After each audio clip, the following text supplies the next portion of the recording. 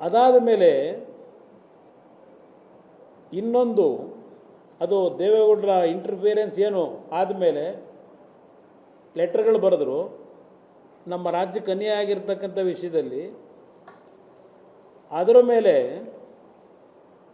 ಮತ್ತೆ ಇನ್ನೊಂದು ತಗೊಂಡ್ರಲ್ಲ 23-24ರಲ್ಲಿ ಒಂದು ವರದಿನ, ಅದರಲ್ಲಿ NWDA ಅವರು ಮಾಡಿದ್ದು, ನ್ಯಾಷನಲ್ ವಾಟರ್ ಡೆವಲಪ್ಮೆಂಟ್ ಅಥಾರಿಟಿ ಅವರು 247 TMC ನೀರು ಸಿಗಲ್ಲ, ಅಲ್ಲಿ ಓನ್ಲಿ 147 TMC ನೀರು ದೊರಕೋದು. ಇದರಲ್ಲಿ ಗೋದಾವರಿ ಕನ್ವರ್ಷನ್ ಟು ಕೃಷ್ಣಾಗೆ ಇವರೇನು ಮಾಡ್ತಾರೆ, ತೆಲಂಗಾಣಗೆ 44 TMC, ಆಂಧ್ರ ಪ್ರದೇಶಕ್ಕೆ 40 TMC, 40 TMC ತಮಿಳುನಾಡಿಗೆ, ಇಲ್ಲಿ 45 TMC ತೆಲಂಗಾಣ, 44 TMC AP ಮತ್ತು ಆಂಧ್ರ ಪ್ರದೇಶ, 40 TMC ತಮಿಳುನಾಡಿಗೆ. ಕರ್ನಾಟಕಕ್ಕೆ ಆಗ ಒಂದು ದೇವೇಗೌಡರ ಒಂದು ಪ್ರೆಷರ್ಗೋಸ್ಕರ 15 TMC ಅಂತೇಳಿ ಕೊಟ್ಟರು ಆ ವರದಿನಲ್ಲಿ. ಆ 15 TMC ಯಾವ ರೀತಿ ಕೊಟ್ಟಿದ್ದಾರೆ, ಆ 15 TMCನ ಮಲಪ್ರಭಾದಲ್ಲಿ ಡೆಫಿಸಿಟ್ ಏನಿದೆ, ಆ ಮಲಪ್ರಭಾ ಜಲಾನಯಕ್ಕೆ ಈ 15 TMC ನೀರನ್ನು ಕೊಟ್ಟು, ಅದರಲ್ಲಿ ನೀವು ಓನ್ಲಿ ಕುಡಿಯೋ ನೀರಿಗೆ ಉಪಯೋಗ ಮಾಡಬೇಕು, ಅಗ್ರಿಕಲ್ಚರಿಗೆ ಉಪಯೋಗ ಮಾಡೋಂಗಿಲ್ಲ ಅಂತ ಕಂಡೀಷನ್ ಹಾಕಿದ್ದಾರೆ. ಅದು ದೇವೇಗೌಡರು ಒತ್ತಾಯ ಮಾಡಿದ ಮೇಲೆ ಕಂಡೀಷನ್ ಹಾಕಿದ್ರು. ಆ ಕಂಡೀಷನ್ ಪ್ರಕಾರ ನಮ್ಗೆ 15 TMCನೂ ಸಿಗಲ್ಲ, ಸಿಗದೆ 2 TMC. ಅದರ ಜೊತೆಗೆ ಕೆಲವು ಇಂಡಸ್ಟ್ರಿಗಳಿಗೆ ಉಪಯೋಗ ಮಾಡ್ಕೊಳ್ಳಿ ಅಂತಕ್ಕಂಥದ್ದು ಇದೆ. ಇಲ್ಲಿ 1 ಲಕ್ಷ ಕೋಟಿ ನಮ್ಮ ಸಮ್ಮತಿ ಕೊಟ್ಟಿದ್ದೀವಿ ಹೇಳಿದ್ದೀರಿ. ಕೃಷ್ಣ ಕಾವೇರಿ ಗೋದಾವರಿ ನದಿ ಜೋಡಣೆಗೆ ತೀರ್ಮಾನಿಸಲಾಗಿದೆ. ಕೇಂದ್ರ ಸರ್ಕಾರಕ್ಕೆ ನಮ್ಮ ಸಮ್ಮತಿ ಸೂಚಿಸಿದ್ದೇವೆ. ಕೇಂದ್ರ ಸರ್ಕಾರವು ಇದನ್ನು ರಾಷ್ಟ್ರೀಯ ಯೋಜನೆಯಾಗಿ ಮಾಡಿ 1 ಲಕ್ಷ ಕೋಟಿ ರು ವಿನಿಯೋಗಿಸಲಿದೆ. ಇದರಲ್ಲಿ ನಮಗೆ ಎಷ್ಟು ಬರ್ತದೆ ಕರ್ನಾಟಕಕ್ಕೆ, ಇದೇನೋ ಯೋಚನೆ ಮಾಡಿದ್ದೀರಾ?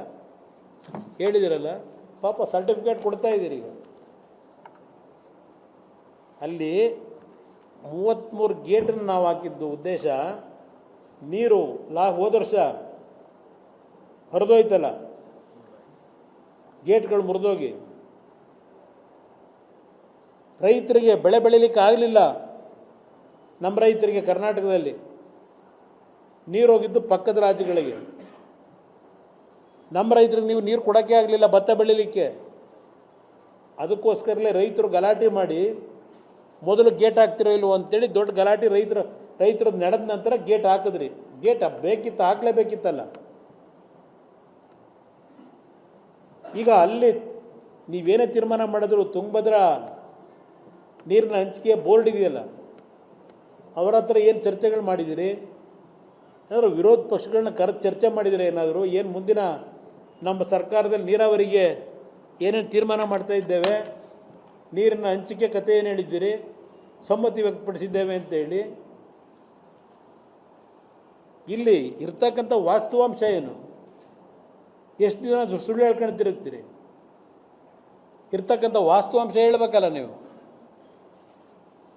ಯಾತಿಗೆ ಸಮ್ಮತಿ ಕೊಟ್ಟಿದ್ದೀರಿ? ಪಕ್ಕದ ರಾಜ್ಯಗಳಿಗೆ ಸಲೀಸ ನೀರು ಬಿಟ್ಟುಗಳಿಂದ ಸಮ್ಮತಿ ಕೊಟ್ಟಿದ್ದೀರಾ?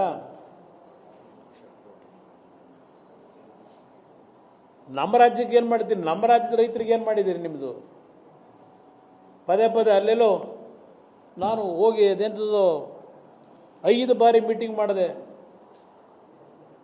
ಜೋಶಿಯವ್ರನ್ನ ಭೇಟಿ ಮಾಡಿದೆ, ಬರೀ ಕೈ ಅಲ್ಲಾಡಿಸಿದ್ರು. ಇದು ಹೇಳಿದಿರಲ್ಲಪ್ಪ, ಈಗ ನಿಮ್ಮ ಜವಾಬ್ದಾರಿ ತಗೊಂಡಿದ್ದೀರಲ್ಲ, ಏನು ಮಾಡ್ತಾ ಇದ್ದೀರಿ? ಯಾವ ಆಧಾರದ ಮೇಲೆ ಹೇಳಿಕೆ ಕೊಟ್ಟಿದ್ದೀರಿ? ನಿಮಗೆ ಮಾಹಿತಿ ನಿಮ್ಮ ಹತ್ರ ಇಲ್ಲದೆ ಇದ್ದರೆ, ಯಾಕೆಂದರೆ ಇದು ಬೆಂಗಳೂರು ರಿಯಲ್ ಎಸ್ಟೇಟ್ ಮಾಡ್ದಂಗಲ್ಲ. ಈ ನೀರನ್ನ ಹಂಚಿಕೆ ಮಾಡೋದು ಬೆಂಗಳೂರು ರಿಯಲ್ ಎಸ್ಟೇಟ್ ದಂಧೆನಲ್ಲಿ ಎಕ್ಸ್ಪೀರಿಯನ್ಸ್ ಇದೆಯಲ್ಲ, ಆ ಎಕ್ಸ್ಪೀರಿಯನ್ಸ್ ಇಲ್ಲೂ ವರ್ಕೌಟ್ ಆಗಲ್ಲ.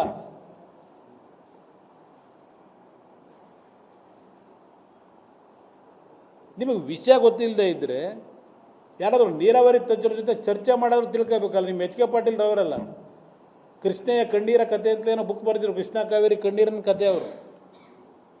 ಅವ್ರನ್ನಾದ್ರೂ ಕೇಳಿ ತಿಳ್ಕೋಬೇಕೋ ಬೇಡ ಏನಿದೆ ಅಂತ ಪರಿಸ್ಥಿತಿ. ಸುಮ್ಮನೆ ಒಂದು ಜಾಲಿ ಟ್ರಿಪ್ ಇದು ಹೋಗಿರೋದು 2 ದಿವಸ ಉತ್ತರ ಕರ್ನಾಟಕಕ್ಕೆ ಜಾಲಿ ಟ್ರಿಪ್ಪು. ಏನು ಸಂದೇಶ ಕೊಟ್ಟು ಬಂದಿದ್ದೀರಿ? ಏನೋ ಕುಡಿಯೋ ನೀರಿಗೆ 1 ಕೋಟಿ ಕೊಟ್ಬಿಡ್ತಾರಂತೆ. ಏನು ಆ್ಯಕ್ಷನ್ ಪ್ಲ್ಯಾನ್ ಮಾಡಿದ್ದೀರಾ? ಏನು ಮಾಡಿದ್ದೀರಿ?